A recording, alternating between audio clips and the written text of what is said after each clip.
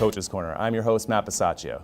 Today, we're lucky enough to be joined by Assabet Valley football coach, Ken Stukonis. Coach, thank you very much for being here. Thanks for having me, man. I graduated from actually Assabet Valley back in 1986. I was lucky enough to play on 3 Super Bowl teams when I played football here.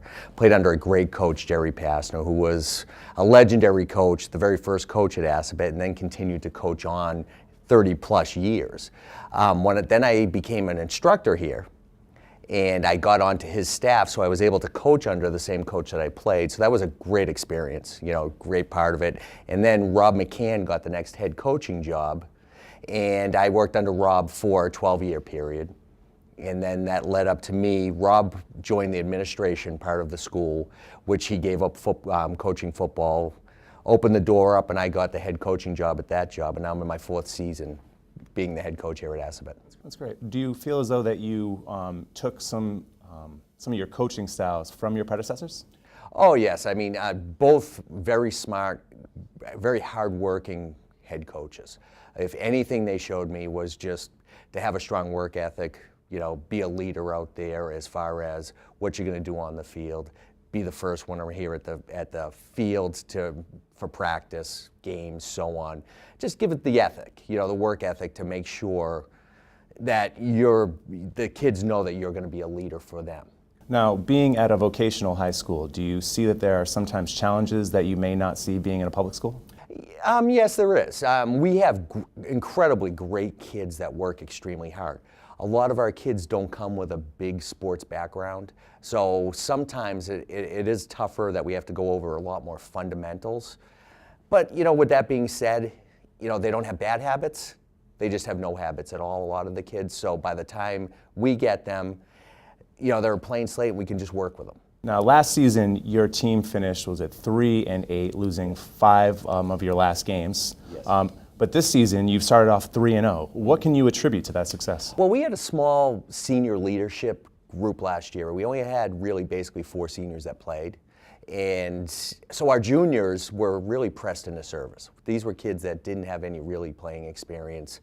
It was trial and error with a lot of these kids. But with that being said, now this year they know what to expect. They came in, they worked hard in the off season because they knew they were the guys that were going to be counted on.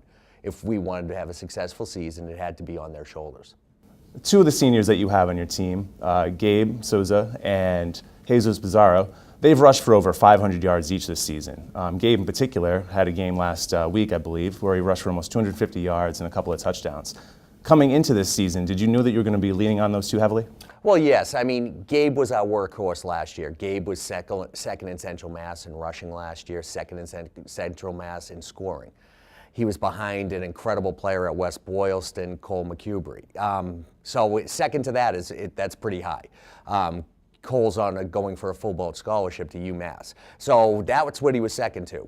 And he knew coming in that he was going to be the one that we had to depend on. Jesus, a little bit of a surprise. We did change our offense up a little bit. We went back to more of a traditional wing T offense where it's more just a ground attack type offense. So we needed multiple backs to carry the load.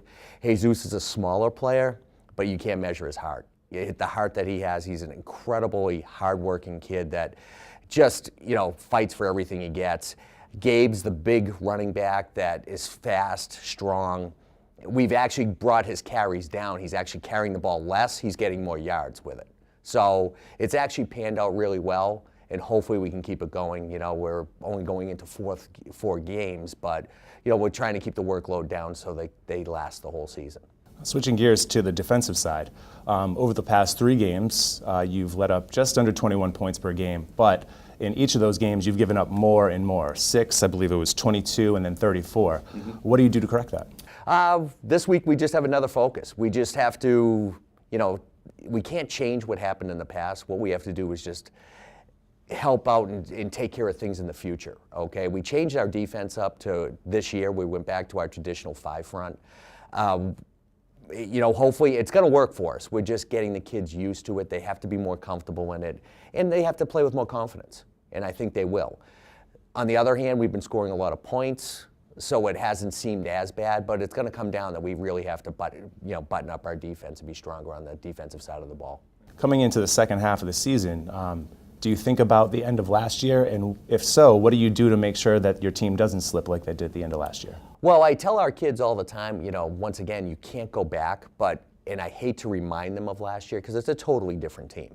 But with that being said, they did learn a lot from the end of last year when they actually, some of the games they just didn't show up to participate in. And that's the reminder that we give them. They have to show up for every single game.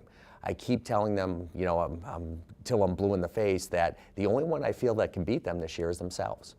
And that's the only one that's going to do them in. So if they know that, they have to play strong enough and confident enough to make sure that they can win every game. Coach, thank you very much for taking some time out for us today. We really appreciate it. Thanks for having us, and go Aztecs. That's going to do it for this episode. We'll see you next time.